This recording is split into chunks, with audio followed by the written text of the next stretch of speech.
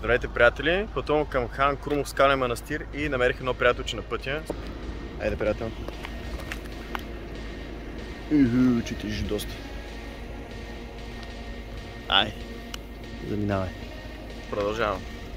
А между другото, общината е така, че отивам там. Продължаваме поредицата от серии с локация град Шумен, като днес ще посетим една скална обител, до която се достига посредством изсечени в скалата стъпала, поради което се нарича Стълбената пещера, или още известна като Хан Крумски скален манастир. Свързва се с развитието на християнското учение исихазъм.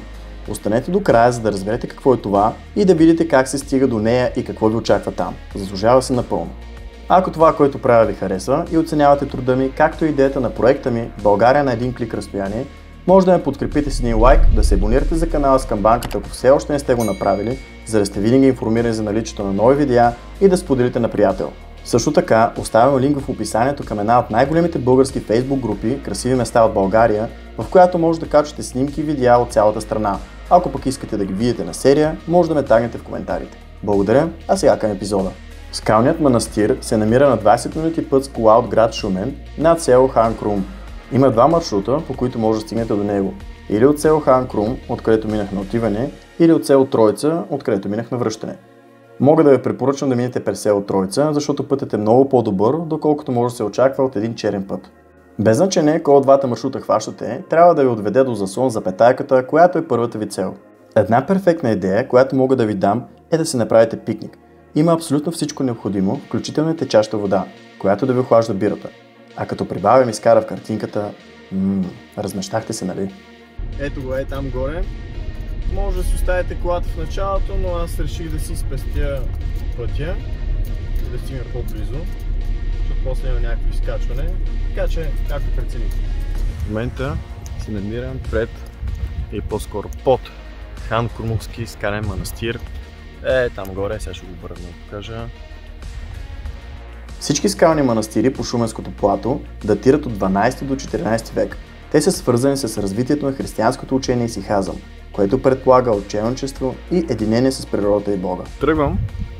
По принцип, по данни 30 на минути трябва да ми стигне да окача. Спрял съм възможно най-близко до заслона. Това е заслона. Зад мен. Там е заслона. Така че тук нататък следва изкачване, което, нали, ще ви заснема, за да придобиете представа колко е стръмно. Иначе горе по снимки е някаква великолепна гледка, която се надявам скоро да видя.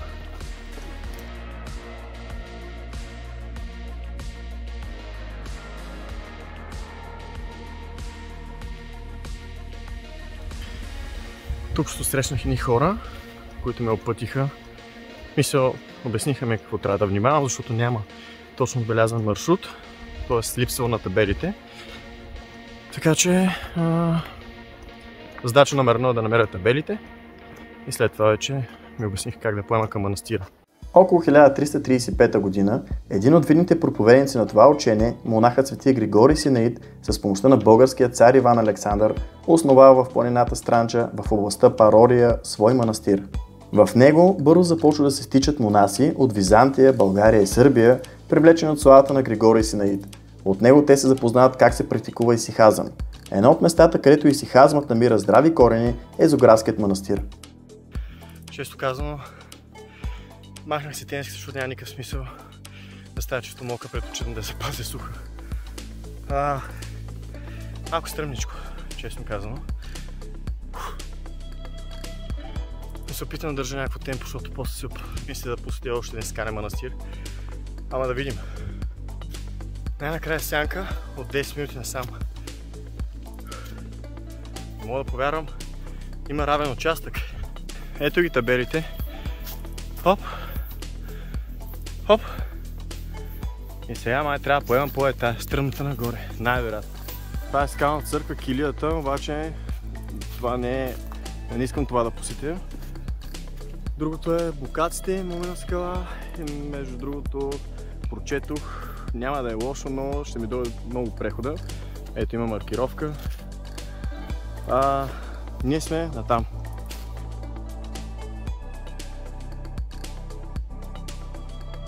По този път. Защото по принцип, ето там някъде се намира Хан Крумовски скален манастир. Добре, облякох се, защото наистина са супер дразнещи гадните животинки. Комари има доста и мухи.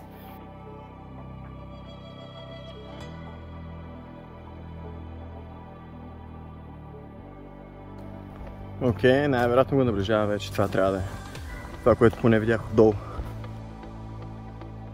Това е самата скала. Сега да видим обаче откъде е входа. Има пътека, предполагам тук, така има още. Стигнахме до табелата, която долу я нямаше. Ето я така, скален манастир. 30 минути наистина между другото. Колкото пише. Ето самите скали започват. Това, което видяхме с дрона отгоре.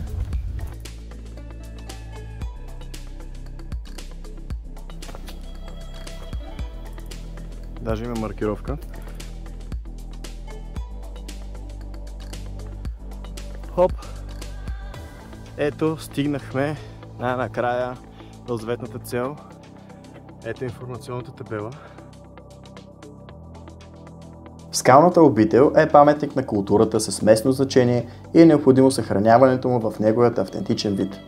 Ето стъпалата. В горната си част стъпалата имат ограничителна каменна стена от лявата си страна, а над последните стъпала е имало дървен покрив, който е създавал своеобразен тунел. Да, само ще продължа да видя какво има нататъка. Прохоче на влюбените. Нашата килия е място за отдих. 100 метра.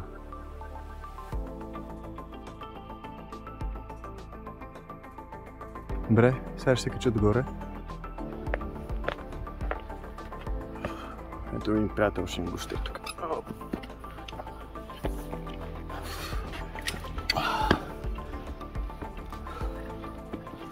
Добре. Следва ми. Много да внимавате. Стъпалата долу, хоп. Държа се, разбира се.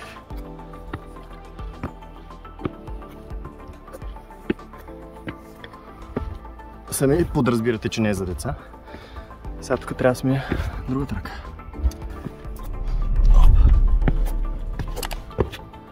Вау!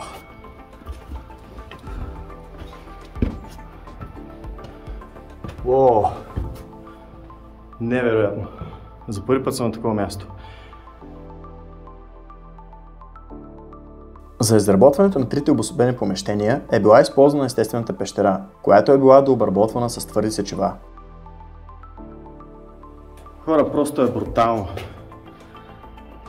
Източното помещение представлява църква с размер 4 на 7 метра. Тя притежава добре очертана апсида с цилиндричен свод и с две симетрични ниши. Апсидата представлява полукръгла сводеста ниша, която е част от олтара.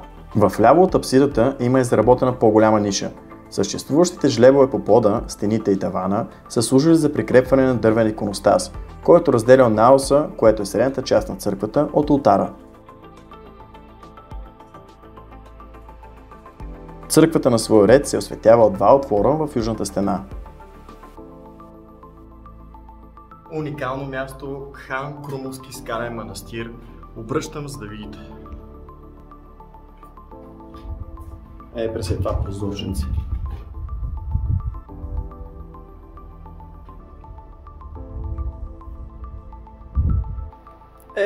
Там долу е колата ми, само че не тая, която се вижда, ами зад нея съм спрял. Ако се качите горе, искам много да ви посъветвам да внимавате с стъпалата и да се държите здраво за парапета, който всъщност е едно стоманено въже. Така че имайте го предвид. Тук горе.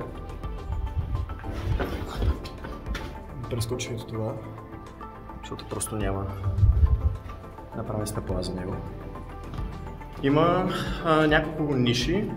Всъщност има една централна в момента, която тази, където дойдох, в смисъл тук си идва.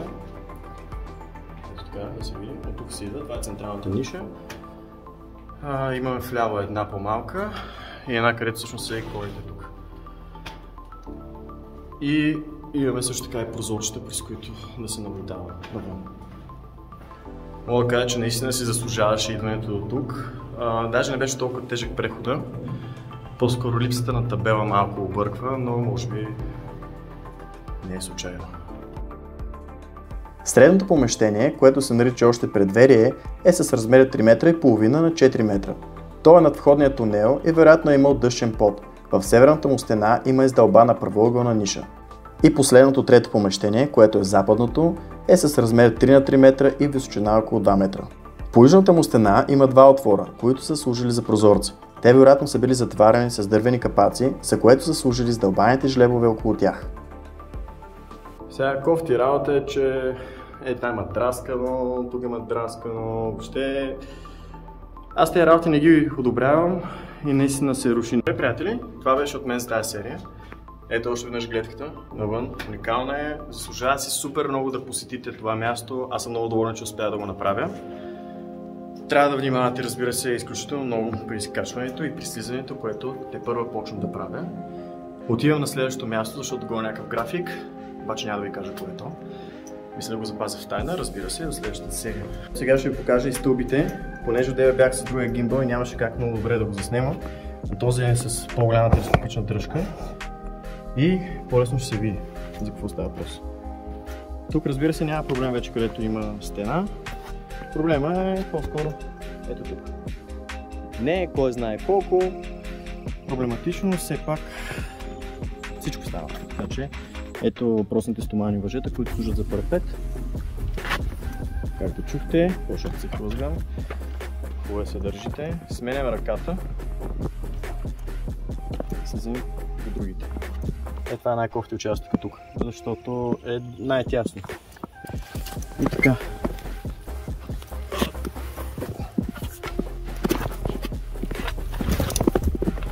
Добре, ето го отдолу как изглежда. Стъпалата нагоре. И там е килията. На отсрещния склон на Манастирската долина се намира още една скална обител, наречена Килията, за която нямах времето да посетя. Заедно с Калугерската пещера са известни под общото наименование Хан Крумски скален манастир. Като заключение, приятели, мога да ви посъветвам да си отделите един ден, за да имате времето да обиколите всички обекти, до които се стига от разклонението с табелите, което емблематично според табелата на заслон за петайката се нарича Петте кюшета на Шуменския Балкан. Доста добро, нали? Това беше за днешната серия, а сега се отправям към следващия скален манастир, който се пази зорко от окото на Осмар. Не пропускайте!